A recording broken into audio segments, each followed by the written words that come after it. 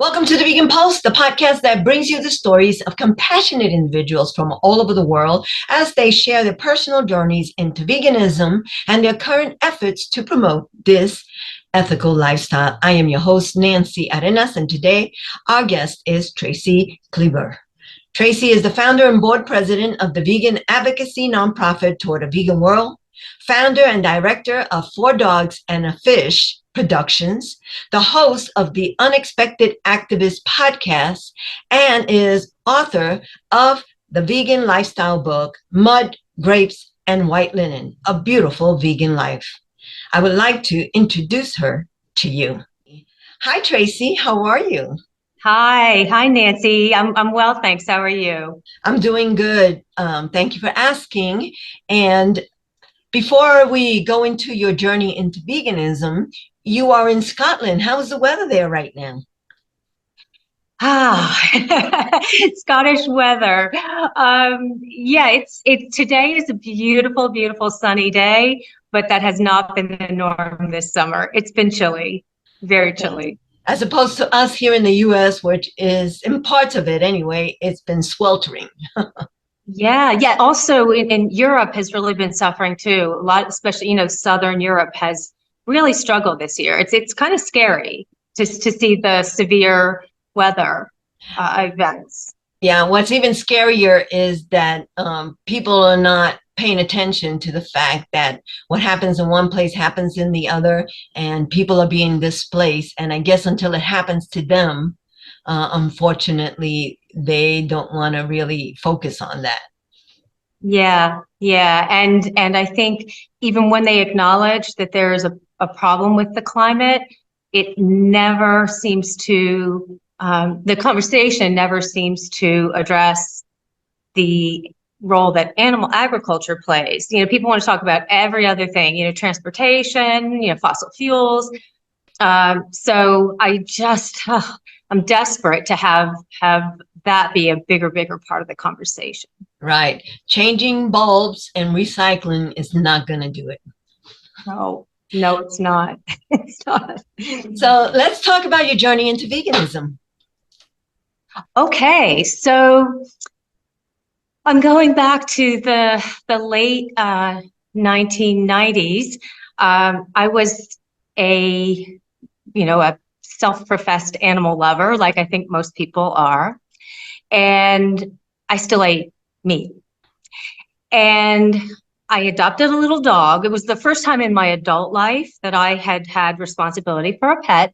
So in 1999, I adopted a little dog who I give credit for starting to open my eyes to the rights of animals and make me much more aware. And in 2000, we were living in Seattle for a very brief period of time, and it literally was one of those moments. I was with some clients, and we were driving down the highway, and I passed a truck full of chickens on their way to slaughter. And it's not the first time I had seen them, but for some reason on that day, it clicked for me. And I came home from that trip, emptied all the meat out of my house, and I became a vegetarian.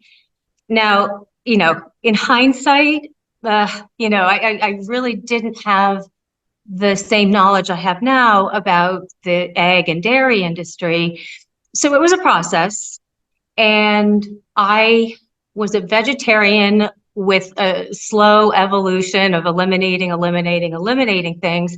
And it was in 2016 when I moved to Italy, ironically, the land of burrata and pizza and mozzarella, that I became a vegan.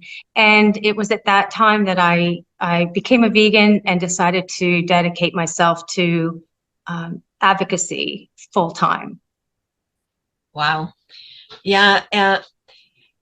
Seeing those trucks is really heartbreaking. I was traveling not too long ago from one part of New Mexico to the other. And as I was heading home, and I saw one of those trucks, and I was like, felt this deep dark feeling, right? And I thought, and I looked and I said, and I thought, it's empty. But then as I passed, I saw a little face, Oh, and my heart broke even more because, people say, which is worse, seeing an empty truck or one with them? They're both terrible, right, you right. know. Yeah, So one is, they've met their, destiny of being slaughtered, and the other one is they're going there and you can't stop the truck. So you feel right. helpless knowing where this poor creature is going. So, Yeah, it's so hard. And here in the UK, I mean, I don't think I ever noticed it before. I lived here many years ago for 3 years and worked in London. And it didn't click for me at all, how this country is like one big animal farm. You know, the whole UK, all the countries of the UK. And it's very hard to go anywhere without seeing the animals in a field, trucks full of animals on their way to slaughter. And so for me, it has been very challenging, honestly, living here. But at the same time, it's incredibly motivating because I can't I can't bury my head in the sand. I can't pretend it doesn't happen. I mean, I can look out my window as we sit here right now and see cows, and I get to know them. You know, I see the cows every day. I see them when the new babies are, put into the field with the moms, and then at some point they go away, and it's horrible. It's horrible. So it's a mixed blessing, I suppose. It's hard, but by the same token, keeps me focused on my purpose and my mission. wow. Yeah, that is that's a heavy burden. uh, Yeah, so, yeah, so let's talk about, you have a podcast, The Unexpected Activist. Let's talk about that. I do. I do. So it's funny. I created this sort of little personal brand for myself, and the podcast is named after that. And it has a couple of dimensions. One is, um, I use the term the unexpected activist. It has two meanings. One, sometimes I look at myself when I'm out with a group of activists, and I always think to myself, oh goodness, I look so sort of, oh, like girl next door, soccer mom, even though I don't have children, but I feel like I give off this thing. And I don't seem to be the first person you would think of when you think of a vegan activist. But I am. I am an activist in my own way. Everything I do, every single day, I put through the lens of how can I do something to help animals? Every single day I try to do something. So I'm kind of unexpected, I think, when people think of vegan activist. It's not me, but here I am. I'm an activist. And also, it was unexpected for me, I think, the way my life trajectory has evolved, because I had a rather conventional life, for most of my adult life. I had a very conventional job. I was a fundraiser. I worked in marketing for a number of years. I had a wonderful, rich life, but it was sort of conventional. And then something, again, just clicked for me. And I started seeing things that I was being asked to do in my professional life that were in conflict with my values. Working for a university and knowing that they bought and tested on animals. Working for a conservation organization that would not talk about animal agriculture. So, I, at some point, made this huge change, left my job, sold my house, moved to Italy, and dedicated myself to this. So the unexpected activist is about finding your purpose, finding your passion, acting on your passion.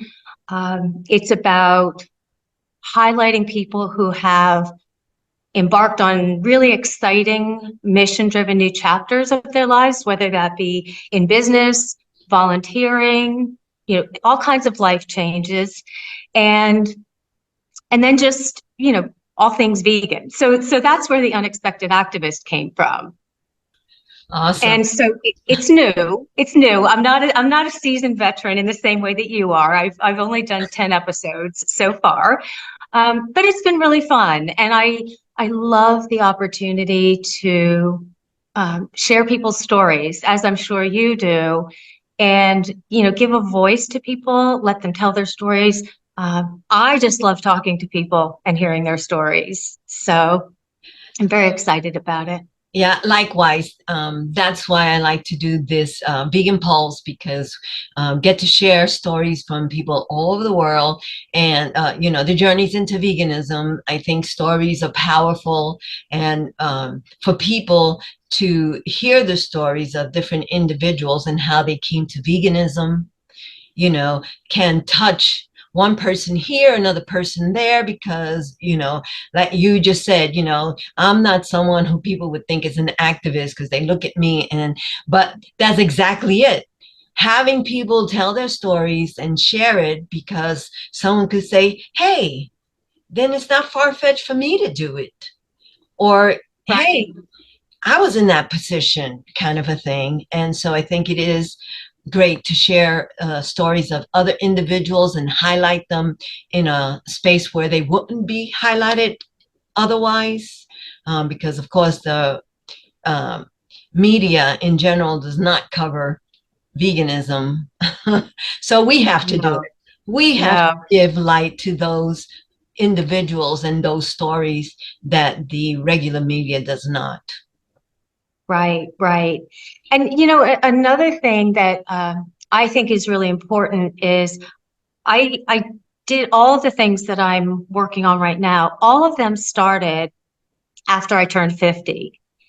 And so that's another thing that I think is very, very important to highlight for people is it's never too late. You can always make changes. You always have something to contribute. And I speak particularly with women who are in my age category. I'm 58. And they're sort of, many of them have children that have gone off to school, or they're, for one reason or another, hitting this stage of life where they're thinking, oh my goodness, I maybe need a change, or I haven't necessarily fulfilled parts of my life that I would still like to, fulfill. And I'm hoping that I and my guests and everyone that I speak with will help people to just be encouraged to do that, to go out and just grab life, and if you have a purpose and a passion, do act on it. Right. So yeah, that's kind of another side mission I have, if you will. Right. And you're never too young or too old to be an activist, to pursue your passion. And people have to remember that, Right. Yeah. Now you also have a book, Mud, Grapes, and White Linen, A Beautiful Vegan Life. Let's talk about that. Yes. So soon after I moved to Scotland in 2020, I was still kind of quarantined here in this country, because we are sort of still in the throes of the pandemic, and there were travel restrictions. And I was still also, because of the pandemic, in a little bit of limbo from an immigration standpoint. So I thought, oh my goodness, what can I do that's impactful? What is something that is a project that I can start? And I always had this idea of creating, if you will, an advocacy tool that would demonstrate, as we've kind of been talking about, that a vegan life is just a beautiful life, and living as a vegan can be anything you want it to be, from, being on, on a farm sanctuary, visiting a farm sanctuary and getting in the mud and giving pigs belly scratches, or at a vineyard in Tuscany, or at a high tea at the Balmoral in Edinburgh, which is just, a beautiful grand old hotel. There's no one formula. There's no one prescription. It's as diverse as life was before you were vegan. It's how you want it to be. And I wanted to create a little piece that would demonstrate that for people. And so I had a publisher friend, and she heard my story and agreed to publish my book. And it's a coffee table book, so it relies a lot more on imagery than words, although I did have to write, which was a big leap for me. I'm not a writer per se. And I just wanted to show, through particularly through my images, but also through my words, what a beautiful, diverse life you can lead, and how you have the added benefit once you align your actions and your lifestyle with your values, that you kind of kick it up a notch in terms of having a beautiful life. So that's where the book came from. And it's just a quick update. I have my friends and family copies are coming out in September, and the book will be available later this year on Amazon. We're going to do our national and international launches later this year. Awesome. And what is great about that, again, telling stories and showing people how a vegan life does not take away anything. It enhances, like you said, a step up, towards a better life, because you are aligning your values when you become vegan. And I was just talking about this the other days. I just don't understand when you talk to people and tell them, you're not going to be missing out on anything, except you're not going to be contributing to cruelty and exploitation of other living beings. When it comes to food can be awesome, and you get to have more choices of food than just, meat, potatoes, and, a little vegetable on the side.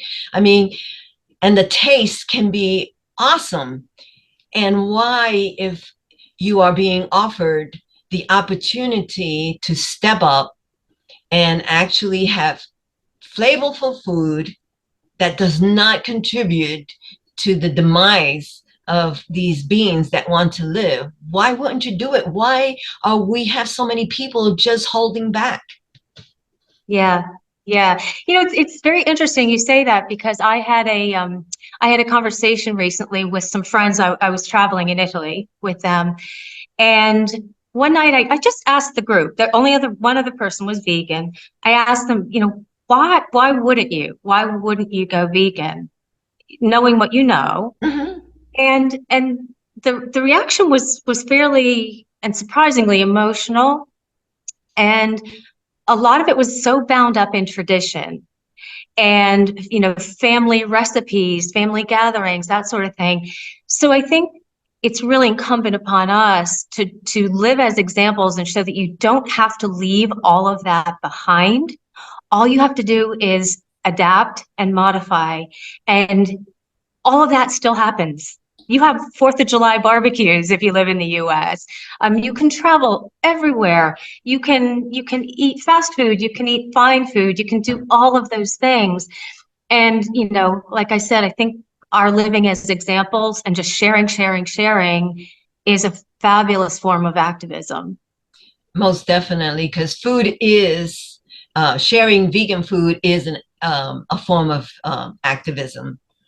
Sure. For sure. And I know for myself that I did not stop eating anything that I did not eat before, except that I cut out the cruelty that was connected to it. So I still have all the same Asian, Mexican, Spanish, English, Irish, all those foods. I still have them. I just did what you said. I, changed up the recipe a little bit, and it's just like. Absolutely. Absolutely. And, I have traveled quite extensively in the last few years, once we were allowed to travel again. And honestly, there's nowhere you go anymore where there are not vegan options. Some countries have naturally very vegan food, and other countries, like the UK, which is a very sort of meat and potatoes place, but there's vegan food everywhere, in country pubs all over London. So you're right. There's just nothing you can't get anymore.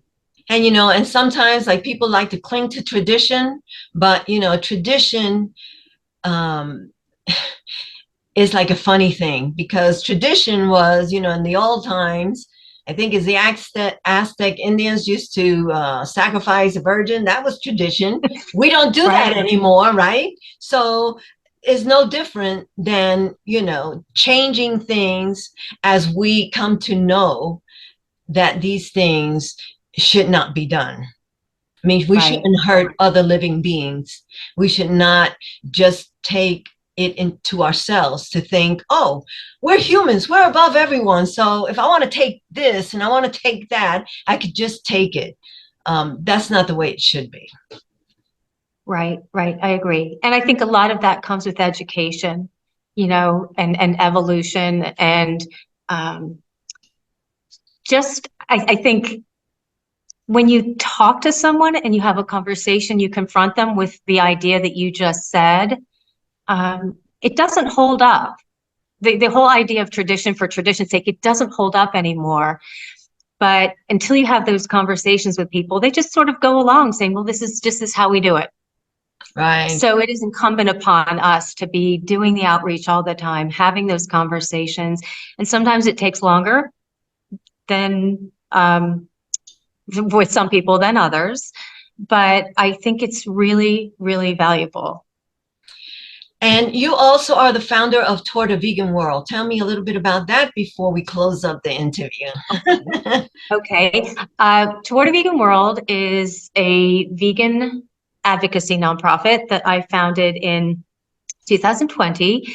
And our mission is to support programs that encourage people to adopt more compassionate and sustainable lifestyles. Um, when I started the organization, I thought we were going to be a programmatic nonprofit, that we would actually run programs. And the more I thought about it and the more I looked around, I thought, you know what? There are so many great nonprofits that are already doing so much great work that I absolutely love. So we have shifted gears, and our current mission is one of support rather than actually running our own programs. So, for example, we have supported some farm animal sanctuaries that do great outreach to help change hearts and minds.